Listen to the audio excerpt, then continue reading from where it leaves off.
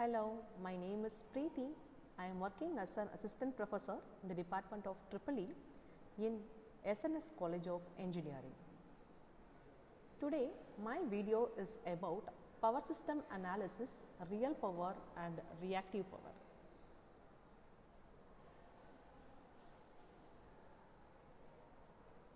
What is real power and what do you mean by reactive power? Let's have some introduction. Before that, the planning of power system is that in an optimal way is an important task for the smooth functioning in the electric power industry. What do you mean by real power? The real power is nothing but a actual power consumed, that we call as a real power. The reactive power that we call as an useless power, which we are not going to consume any power, that useless power, that worthless power, that we call as a reactive power.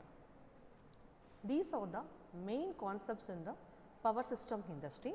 Let us have some real time example for the real power and reactive power. Real power, as I said, real power is the actual power consumed. Let us have a soda. Okay. In a soda, the actual part is known, that what we are having, that we call as what? The real power. We are having some gas, that gaseous part is called as a reactive power. Okay. And you have to understand about the apparent power.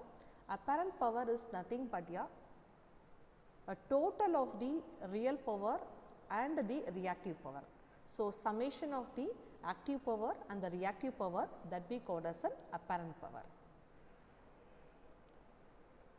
So, here we can say that real power, also known as the active power or true power, is the actual power which is consumed or produced by an electrical device in an AC circuit. It is measured in watts. Okay. So, which we are performing some useful work, that we call as a real power, which is used in various applications like providing the light, driving the motors, or running some appliances like washing machines, hair dryers, etc. Real power is responsible for producing the useful output in an electrical power system. Okay. So, real power is equal to is a product of the voltage and current in the cosine of the phase angle between the voltage and the current. So, real power is the component that is in phase with the voltage. So, the devices that consume real power is called as a active power. The next one is called as a reactive power. Reactive power is also known as the apparent power, which oscillates back and forth between the source and the load in an AC circuit. Real power is measured in watts, whereas in the case of reactive power, it is represented in volt ampere reactive. It is called as VAR. Okay. So, actually reactive power are stored in the form of inductive and capacitive elements in a circuit, in the form of electric and magnetic fields. Say for example, inductive components like motors, transformers and some inductive coils require some reactive power to produce a magnetic field, whereas the capacitive components, example like capacitors, it requires the reactive power to create some electric field. So, I can able to tell you that reactive power does not perform any useful work. Better, my dear students, you have to think about the soda. Okay, what we are actually consumed, that we called as what? Real power. That gaseous part is called as reactive power. A total part is called as a apparent power. It is very easy for you to understand. So, I told you that apparent power is the vector sum of the real power and the reactive power. So, it is represented in terms of the volt amperes.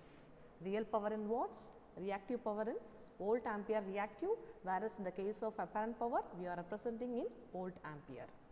Okay. So, you all know about the Pythagoras theorem. It is nothing but in a right angle triangle, the square of the hypotenuse equal to sum of the squares of the other two sides. Similarly, in the apparent power, real power and reactive power, we can have some power triangle, which can be able to see in the upcoming slide.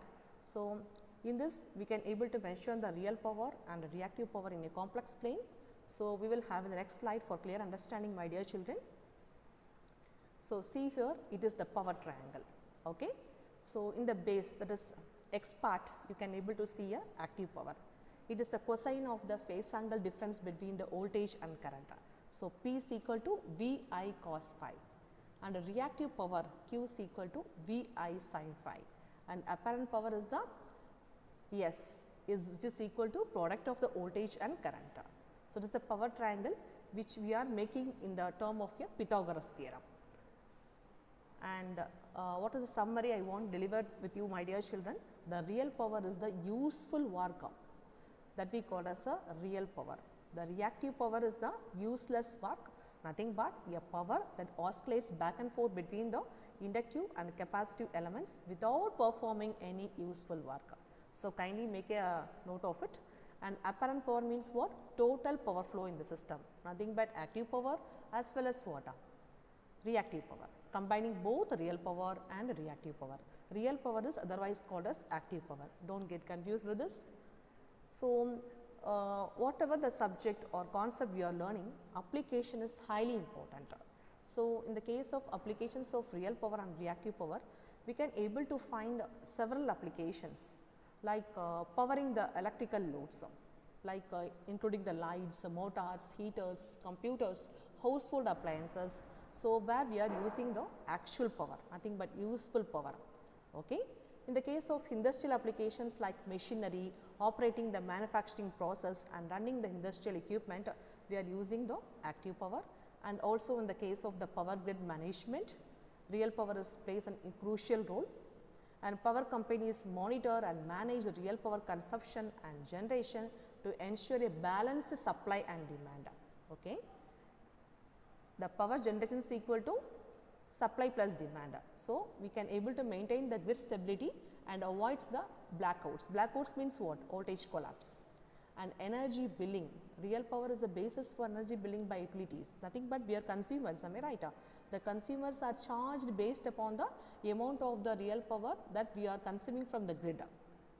So, these are the very important applications where when you take the case of applications of reactive power, it is nothing but used to regulate the voltage. So, in the case of voltage regulation, it incorporates a highly important role, and it is also used for the power factor correction. Reactive power is mainly used for the power factor correction. In many industrial and commercial consumers, it installed the power factor correction capacitors to counteract the reactive power consumed by the inductive loads. So, for improving the power factor, it helps a major role, and also for compensation purpose for line losses, reactive power plays an important role. By managing the reactive power flow, voltage drops can be minimized, leading to a more efficient power transmission. So, it acts as a power compensation, and it also used for a support for inductive loads such as motors and transformers. It is used to give a reactive power and sustain the magnetic fields. Okay. So, these are the various applications for the reactive power, and also used for the enhancing the grid stability, and also used in the application of the capacitor banks. So, these are the various applications in the commercial as well as the industrial side. So, overall, my dear children, both the real and reactive power plays an important role in the efficient and reliable operation of electrical power systems, and also for the utilization of electrical energy. So, managing and controlling the real and reactive power is important task for the smooth operation of an electrical power industry. Yeah, my dear children, I hope so you understand. And now we can have the assessment. Okay. Can anyone differentiate what do you mean by real power and reactive power? You please let me know the answer, and also you please tell me what are the industrial applications of real and reactive power. Okay. So, now I have referred the Wadhwa electrical power systems and also Shoaib Khan industrial power systems T and F book. Yeah, my dear children, thank you so much.